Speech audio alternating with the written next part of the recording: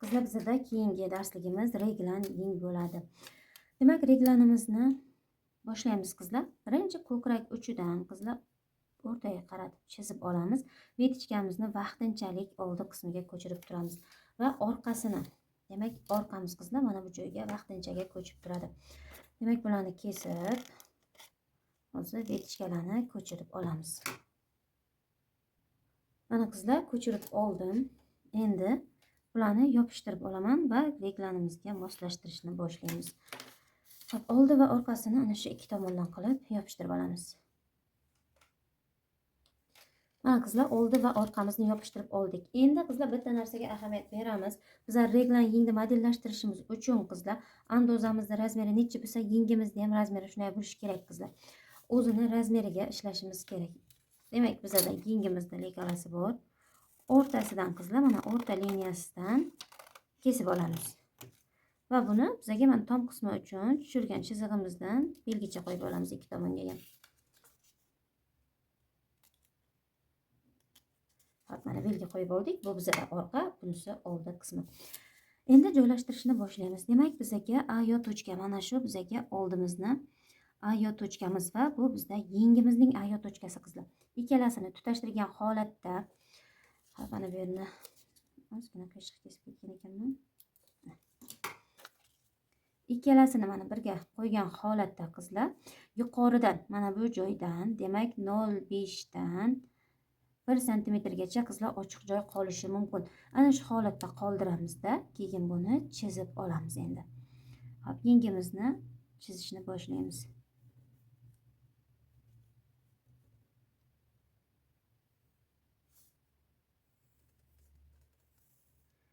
Yengimizni pastini, kengligi, uzunligi xohishga qarab qo'yib ketaveramiz qizlar. Bu bizga o'zi reglanimizning asosi bo'lib keladi. Hop, mana chizib oldik. Bu yeng qizlar biz uchun. Ana endi bu yengimizni biz hop, mana shu belgilagan joyimizdan yelkadan boshlab mana shu yerga to'g'rilab chizib olishimiz kerak qizlar. Yelkamizni shaklini berib, yelka bilan qo'shilib chiroyli turishi kerak qizlar. Mana shu holatda chizib olamiz. Bu bizga A yo tochkamiz va endi qizlar oldi o'yindimizdan 3 cm pastga tushamiz va A yo tochkamiz bilan tutashtirib olamiz. A yo tochkamiz bilan tutashtirdik. A yo tochka yozib qo'yamiz. Endi qizlar buni to'g'ri holatda olsak ham bo'ladi yoki bo'lmasa ozgina 17 ekan 2 ga bo'lamiz qizlar va yuqoriga 1 cm qo'yib ozgina mana avvalzimroq qilib olsak ham bo'ladi. Xohishga qarab boyag'i. Demak, mana shu holatda mana oldik. Bu bizga oldi qismimiz tayyor. Endi orqa qismimiz. Orqa qismimiz xuddi shunday qizlar. Demak, HA yo tochkamiz bilan HA yoni tutashtirib olamiz. Hop, tutashtirdik. Mana bu joy bizada yana shu oldin bilan bir xil bo'ladi qizlar. 0,5 dan 1 santimetrgacha ochiq bo'lishi mumkin. O'sha holatga kelguncha tutashtirib olamizda, yengimizni chizishni boshlaymiz.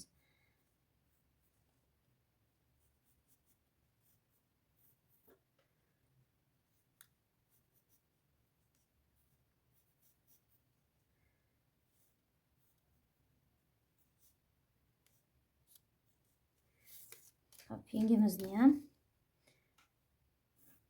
chizib oldik. Iloji boricha linkada to'g'rigina qilib, chiroyli qilib chizishga harakat qilish kerak qizlar.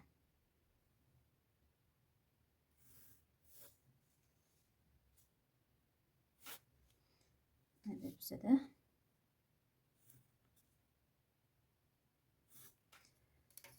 hop, mana hammasini chizib oldik. Endi orqamizni ham qizlar xuddi shunday oldindagidek qilib yelkamizni tekislab olishimiz kerak. Yana shu belgimizgacha. Mana shu holatda. Mana bizning reglanimiz tayyor qizlar. Endi buni kalka qog'oziga ko'chirib olamiz. Hop qizlar, buni kalkaga tushirib olishimiz kerak. Undan oldin mana bu yerga ham qo'yib ketmayapmiz. 3 cm o'yindimizdan pastga tushamiz va HA yo tochkamiz bilan tutashtirib olamiz.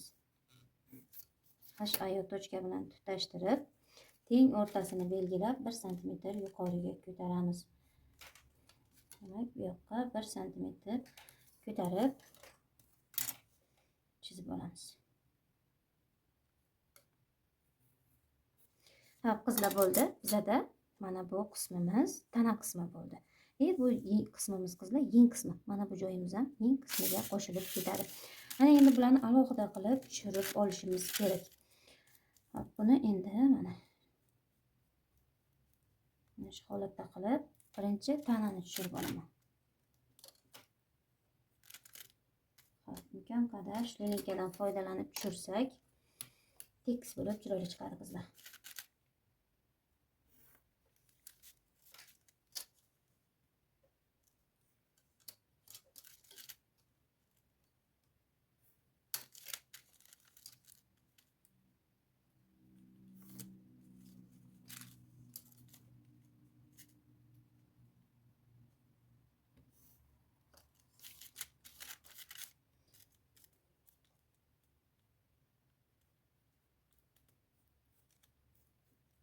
Mana qizlar, biz hozir tanani tushirib oldik. Endi yeng qismimizni ham tushirib olishimiz kerak.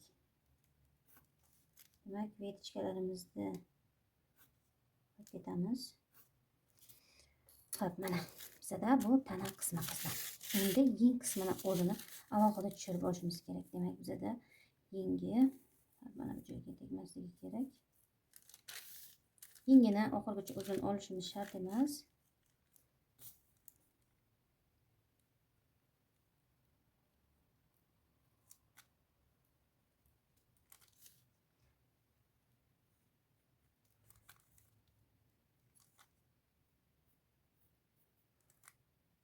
Mana qizlar, bizada yeng qismi ana bu bizga HAYO tochkamiz.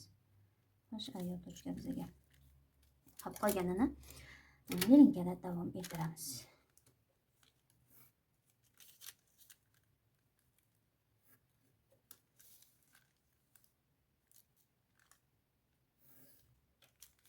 Mana shu holatda qizlar oxirigacha olib yotmay yengimiz. Mana qizlar, bu bizga orqamiz. Oldimizni ham xuddi shunday qilib ko'chirib olamiz. Mana qizlar, oldini ham tushirib oldim. Endi faqat yeng qismi qoldi bizda. Oldindan yeng qismini ham alohida qilib tushirib olamiz buni. Yuqoridan qilib.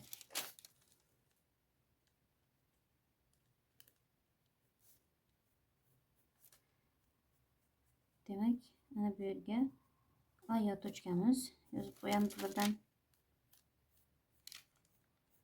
Va yengimizni ana shu qismini qizlar juda ham chiroyli qilib tushirishimiz kerak. Va qolganini lineyka bilan davom ettirib olamiz.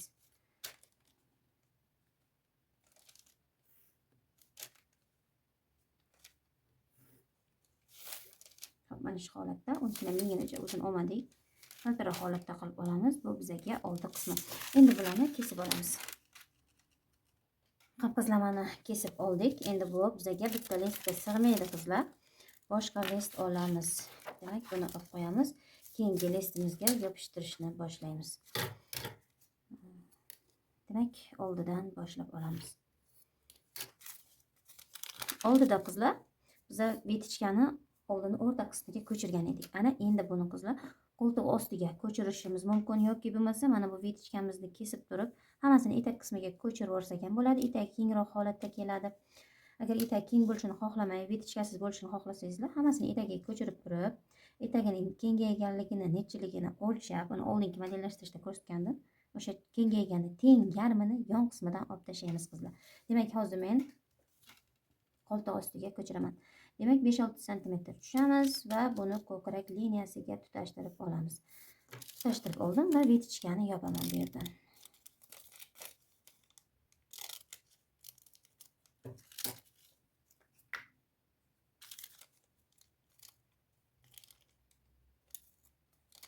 Bizda vetichka yopildi qizlar. Endi buni bega joylashtirib, yopishtirib olaman birdan.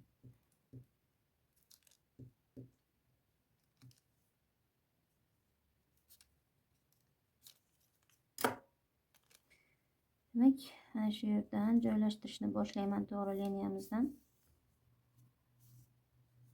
mana shu holatda yopishtirib oldik qizlar. Endi orqamizga, demak orqamizda ham vetichkani bu tomonga ko'chirgan edik. Mana endi buni primer qismiga qizlar, mana shu yerga ozrog'ini ko'chiramiz, qolgan ozroq uch joyiga qoladi. Demak ikkiga bo'lamiz, ikki tomonga. Mana shu holatda qilib olib tashladim mana vetichkasini va bu tomondan kesib kelamiz. Mana shu holatda mana ozroq ko'chib keladi. Ikkala tomon ham yo'lit holatda bichiladi. Bu yerga hech qanday tikish yoki vetichka tushmaydi. Buni ham yopishtirib olamiz.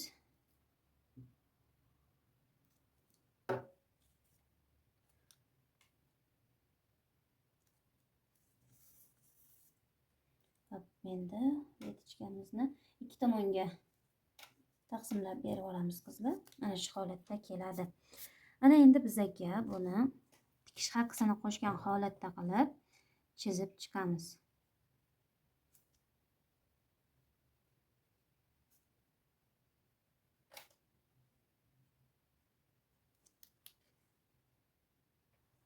Qizlar mana tikish haqlarini qo'shib chizib oldim. Endi bizada yengimiz qolyapti. Demak, yengimizni ham yopishtirib olamiz birdan. Yengini qizlar o'rtasidan tikish tushirib kelamiz. Yuqoridan tikish tushib keladi. Demak, tikish tushirishni xohlamasak agar mana bu holatda qilamiz. Mana shu holatda. Demak, tom qismimiz bizani mana bu yerda edi-ku, belgisi qizlar. Mana tom qismimiz bu yerdan kelib, tom qismiga qiyalab, mana yelka kelib, tom qismiga qiyalab tushgan edik. Ana shu yergacha qizlar yopiq holatda olib, yuqoridan xuddi vetichkadek qilib tushirsak ham bo'ladi, yoki tikishini polniy boshgacha qilib tushirib olsak ham bo'ladi.